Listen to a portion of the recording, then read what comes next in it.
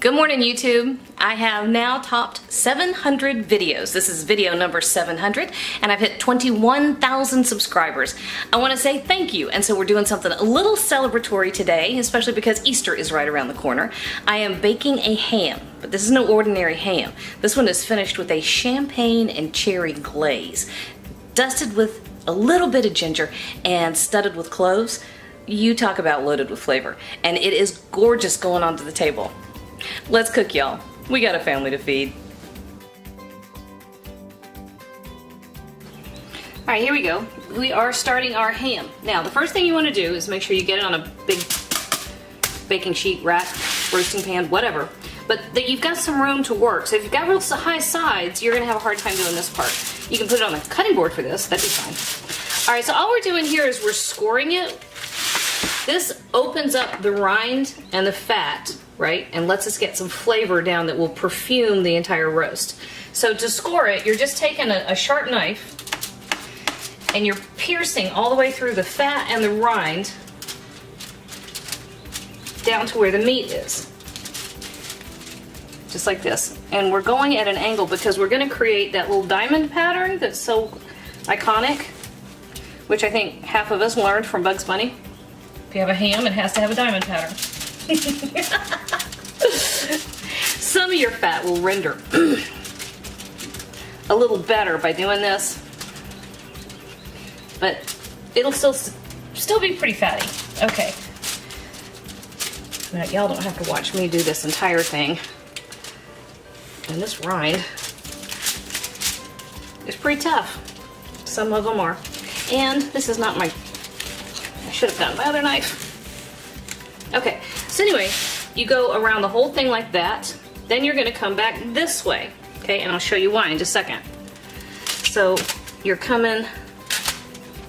Let me get my other knife. There's no need to work that hard. That is not something I believe in doing. Alright, so... Here it is. I think this is the good one. Bladen just sharpened my knives for me. Oh, here, though, that is so much better. It's ridiculous. And you don't have to worry too much about having a perfect grid. I promise nobody will notice.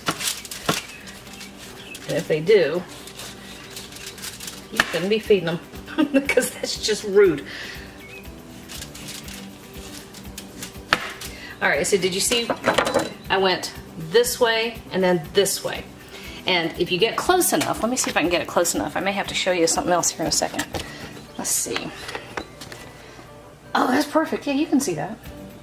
Alright, so that's what you're after. You want to do that on the entire ham. So I need to finish mine, I know. But here's the next thing you're going to do. You're going to take whole cloves. They look like that. And I can't tell you how many recipes I've seen where it'll say 24 whole cloves. Well, how are they going to know how many squares you ended up with on your ham? They're not. You use as many as you need to use. You're just going at the intersections here where these squares are. And I will say, cloves are pretty powerful, right? That's not something you want to catch a bite of and bite into on its own.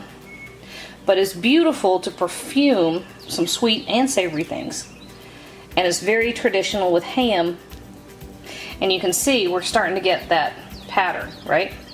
Alright, so here's what I'm going to do. I'm going to finish scoring my ham, getting the cloves on him, and then I'll come back and show you how to do the next step, which is even easier. Alrighty, here we go. We got him all trimmed, not trimmed, scored and studded. Looks pretty good, doesn't it? Alright, so I have an oven preheated to 275 degrees, and we're going to take our next step, which is a little dry champagne. Not much. You probably only need half a cup. You're just pouring it over the top. Don't pour crazy or you're going to lose a clove, like I did. So just gentle. And like I said, about a half a cup. We're going to use the rest of the champagne, well, maybe not the whole rest of it, but a good bit of the rest of the champagne to make our sauce, right? Alright, this is going in the oven, 275 degrees. we go. I know, kitty. All right, and then we're gonna get ready to make our sauce. So for our sauce, we have cherry preserves. This is the kind that comes, it's called the all fruit, where they make the jam with, of course, the fruit, but then they sweeten it and thicken it with additional fruit and fruit concentrate. So how many? 10 ounces, okay? I like it because it's not super sweet. It's sweet, but it's not like regular jam or jelly or even dried cherries. There's some dried cherries we're gonna throw in here in a bit too. That's pretty much it. Let's taste. Yeah, it's perfect. It's got some sweet, but it's very much a natural sweetness. Okay, and then probably a good cup of our champagne in here, like this. See, just like that. And this is gonna go over, we're not gonna put it on the stove yet. We're gonna wait a good hour, so we're just gonna let this sit here for a little bit. And then it's gonna go on the stove super low heat, all right, because we want the champagne to reduce a little bit and everything to come together and blend and get super smooth while our ham is baking off in the oven, all right? So far we've got what, 10 minutes worth of work? And we're gonna have a dynamite rock star dish. Ah, how awesome is that? So our ham has had about an hour in the oven at 275 degrees. So I'm actually gonna turn it up now. You know, the hams that I picked out, it's already fully cooked. So we're really just getting it nice and warm all the way through. And I brought our champagne and cherry mixture up to a boil, okay? We're gonna get ready to glaze this ham with. And we don't want to use the entire thing to glaze the ham with because we are going to, we're actually gonna serve this sauce on the side. But we are going to do a couple things. We're gonna add a couple teaspoons of ground ginger. And those cherries are sweet on their own. I think I wanted a little more sweet, but I don't want to just like knock your head off with it. I want to keep the flavor of the cherry intact. So we're doing 1/2 cup of brown sugar, which will boost the sweetness but won't kill it. And then a couple of tablespoons of honey, just to make the sweetness nice and round and to balance it well against the tardiness of the cherries. All right, I'm gonna let this simmer for, we got 5 minutes left on the first hour. I'm gonna let this simmer, reduce. I'm gonna pull that ham out of the oven and I'll be back and show you the next step, which is almost the last thing. So I mean, it couldn't get easier than this, it really couldn't.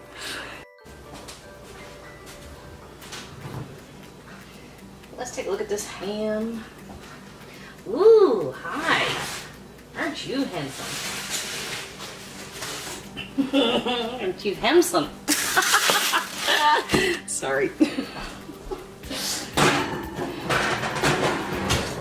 I'm all by myself today. I have to amuse myself.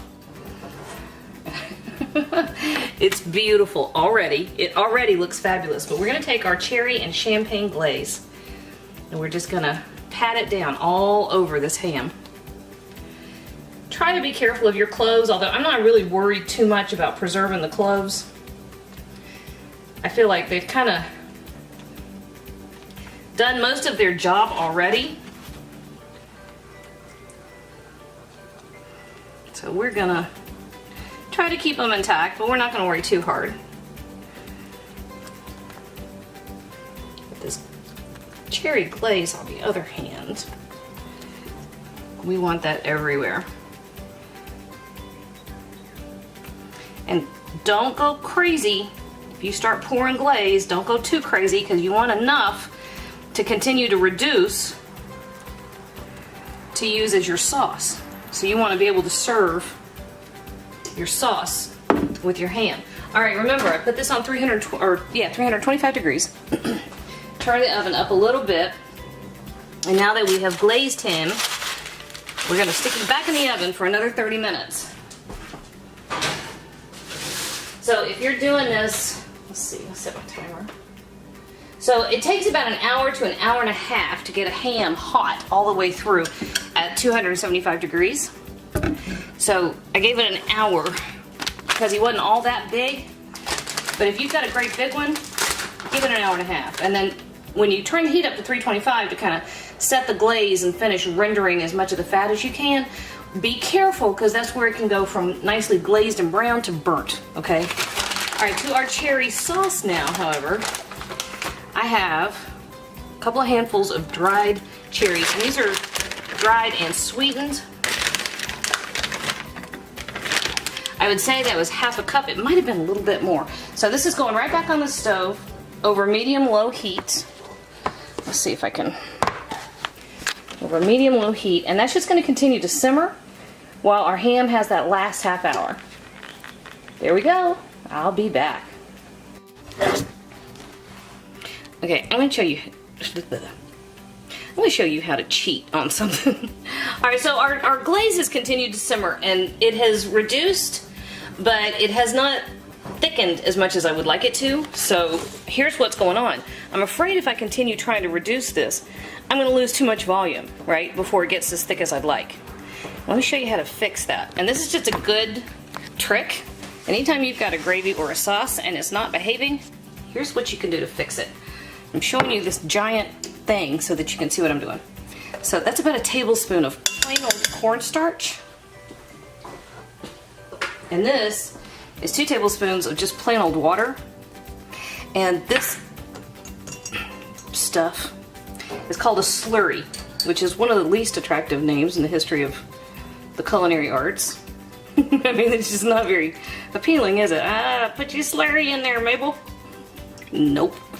You can do these with flour and water. You can do it with cornstarch and water. The thing about cornstarch is it will cook clear, and it will leave the glaze pretty glossy, and it won't thicken it up terribly,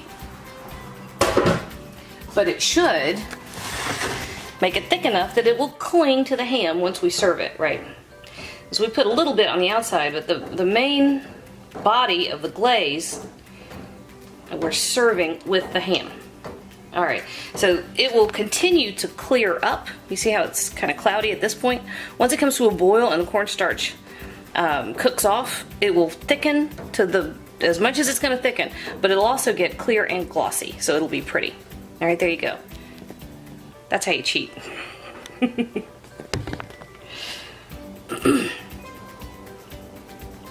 crap, that tastes good.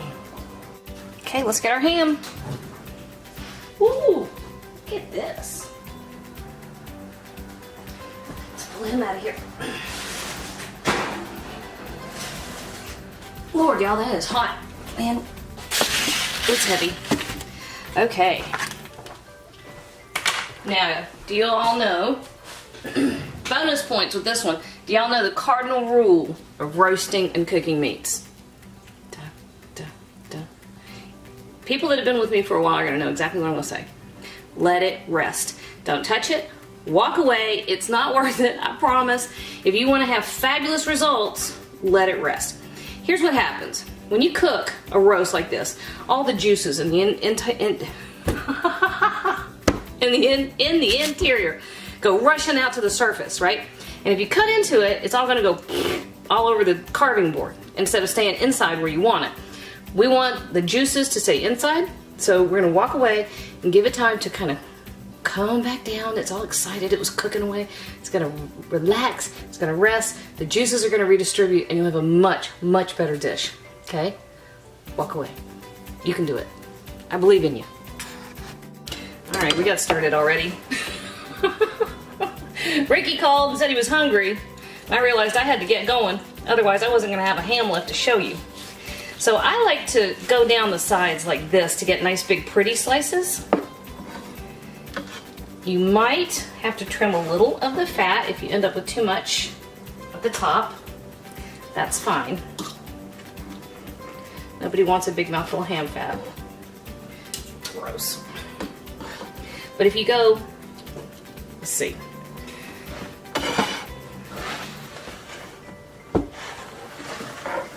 I'm right-handed, so I was on the other side. You go right down like that, right? Here's the ham bone. Here's the pointy part at the front. And you'll get nice, big, pretty slices, just like that. Now, you can take the whole thing to the table and carve it, and if you do, more power to you. My hat is off. I have never been one that had the talent for carving at the table, because I just get messy. I get all up in there. I have to really work hard. And you can serve this on the side. This is our cherry glaze. Or you can drizzle it right over the top. Or do a little of both. Okay. Now I keep a catch container over to the side when I'm carving. If you get little bits that fall on your carving board, this is all the stuff that you can use in soups and stews and casseroles later in the week. So don't let that go to waste.